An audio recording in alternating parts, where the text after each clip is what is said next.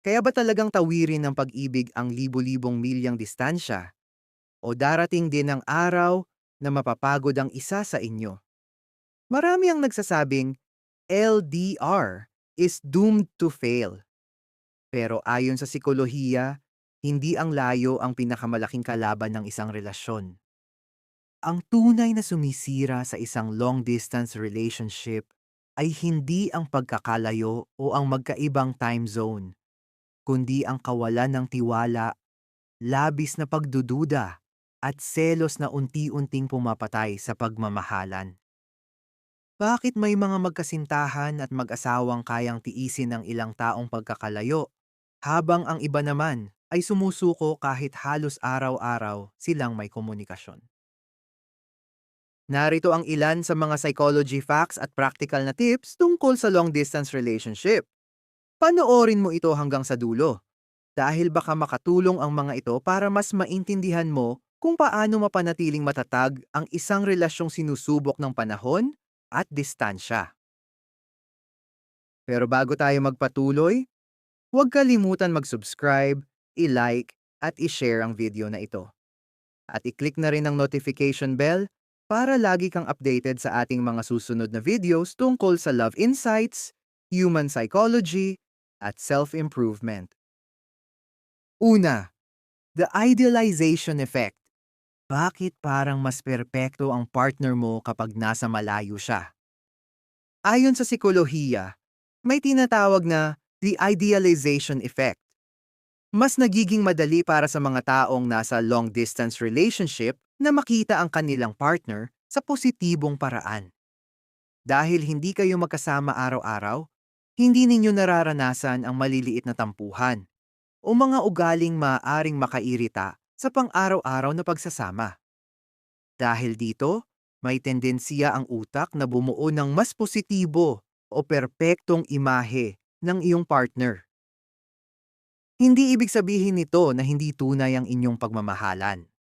Ngunit ipinapakita ng psikolohiya na kapag limitado ang personal na interaksyon, madaling ituon ng ating isip ang atensyon sa magagandang katangian ng taong mahal natin. Kaya pahalagahan mo ang magagandang katangian ng iyong partner, dahil ang tunay na pagmamahal ay hindi nakabatay sa pagiging perpekto, kundi sa pagtanggap at pag-unawa sa tunay na pagkatao ng isa't isa. Pangalawa, quality over quantity sa komunikasyon. Naniniwala ka bang kailangan 24 sa 7 kayong naka-video call para manatiling matatag ang inyong LDR? Hindi palaging ganoon. Ayon sa psikolohiya, hindi sa haba ng oras ng komunikasyon nasusukat ang koneksyon, kundi sa lalim ng inyong pag-uusap. Ibig sabihin nito, mahalaga sa bawat isa na tunay silang nag-uusap, nagkakaunawaan at pinapahalagahan ang bawat sandaling magkausap sila. Ang mga LDR couples na nagkakaroon ng malalim at meaningful na usapan, kahit ilang minuto lamang, ay maaaring magkaroon ng matibay na koneksyon kaysa sa mga laging nag-uusap pero walang kabuluhan ang pinag-uusapan o walang tunay na pag-unawa sa isa't isa. Pangatlo, distance triggers attachment issues kapag pinalalakas ng distansya ang takot at pag-iwas. Ayon sa psikolohiya, ang distansya ay nagpapalakas ng nakasanayang attachment style ng isang tao. Kung ikaw ay may anxious attachment, lumalakas ang takot, pag-aalala, at pagdududa kapag hindi agad nagre-reply ang iyong partner. Kung ikaw naman ay may avoidant attachment, ginagamit ang distansya bilang dahilan para umiwas kapag may hindi pagkakaunawaan. Pang-apat, overthinking, hyper-awareness, labis na pag-iisip. Dahil walang body language at tono ng boses sa chat, may tendensiya ang utak natin na mag-overthink. Ang simpleng tuldok, maikling reply, o matagal na pagkakasin ay pwedeng bigyang kahulugan ng isip bilang senyales na galit siya o nagbabago na ang kanyang nararamdaman. Kahit ang totoo, baka may pinagkakaabalahan lamang siya. Panglima, relationship fatigue Nakaka-burnout din ang sobrang komunikasyon. May tinatawag na relationship fatigue kung saan ang sobrang komunikasyon ay unti-unting nagiging obligasyon o pasanin, sa halip na maging isang masayang karanasan. Ang sobrang pag-update sa bawat kilos, tulad ng kung saan ka pupunta, sino ang kasama mo, anong oras ka uuwi, o bawat ginagawa mo sa maghapon, ay pwedeng magdulot ng relationship fatigue. Kapag ang komunikasyon ay nagiging obligasyon sa halip na kusang loob, unti-unting nawawala ang pananabik at saya sa bawat pag-uusap. Sa halip na maging paraan upang mapalapit sa isa't isa, nagiging responsibilidad na lamang ito. Pang-anim, cognitive trust, malalim na tiwala sa isip at puso. Sa mga relasyong magkalapit, minsan ay nababawasan ng tampuhan sa pamamagitan ng simpleng yakap, halik, o oras na magkasama kayo.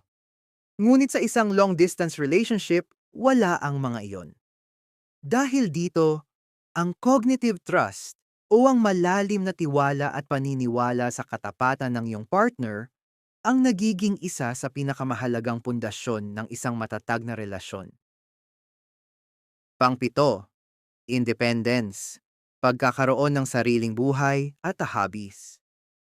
Ang mga taong may sariling buhay, mga pangarap, at mga hobbies sa labas ng relasyon ay nagkakaroon ng mas matatag na pundasyon sa isang LDR.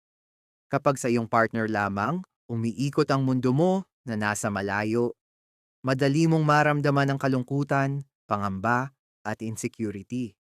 Sa halip, maging abala sa iyong pang-araw-araw na hobbies, alagaan ang iyong sarili, at patuloy na tuparin ang mga layunin mo sa buhay. Dahil kapag mahal ninyo ang isa't isa, hindi hadlang ang distansya. Ang mahalaga ay patuloy ninyong pinapahalagahan ang bawat isa at patuloy ninyong inaabot ang mga layunin sa buhay. Pangwalo, shared future goal, iisang layunin sa hinaharap. Ayon sa psikolohiya, mas tumatatag ang isang long-distance relationship kapag pareho kayong may iisang layunin sa hinaharap. Mahalagang pag-usapan ninyong dalawa kung kailan ninyo tuluyang tatapusin ang inyong long-distance relationship at muling magsama. Kapag walang malinaw na plano para sa hinaharap, madaling mawala ng direksyon ang relasyon at mahirapang mapanatili ang pag-asa sa isa't isa. Pangsyam, emotional intimacy, malalim na emosyonal na koneksyon. Ipinapakita ng mga pag-aaral na maraming LDR couples ang nakakabuo ng mas malalim na emosyonal na koneksyon kaysa sa inaakala ng iba. Dahil limitado ang pisikal na presensya, mas napagtutuunan ninyo ng pansin ang pag-uusap, pakikinig, at pagbabahagi ng inyong mga iniisip, nararamdaman, mga pangarap, at mga pangamba. Dahil dito, mas nakikilala ninyo ang tunay na pagkatao ng isa't isa. Kapag may bukas, tapat, at tunay na komunikasyon, lalong tumitibay ang emosyonal na koneksyon, na isa sa pinakamahalagang pundasyon ng isang matatag na long-distance relationship. Pangsampo, the re-entry shock kapag nagkita na ulit. Akala ng marami, kapag nagkasama na ulit ang mag-partner, puro saya at excitement lang ang mararamdaman. Pero ayon sa psikolohiya, may tinatawag na re-entry shock. Normal lang na makaramdam ng kaunting ilang, pagbabago ng routine, o adjustment period sa mga unang araw ng muling pagsasama ng personal. Paalala sa mga nasa long-distance relationship o LDR. Maging magkasintahan man kayo o mag-asawang pansamantalang nagkahiwalay dahil sa pamilya o mga pangarap, huwag ninyong hayaang ang libo-libong milyang pagitan ang sumira sa inyong pagmamahalan.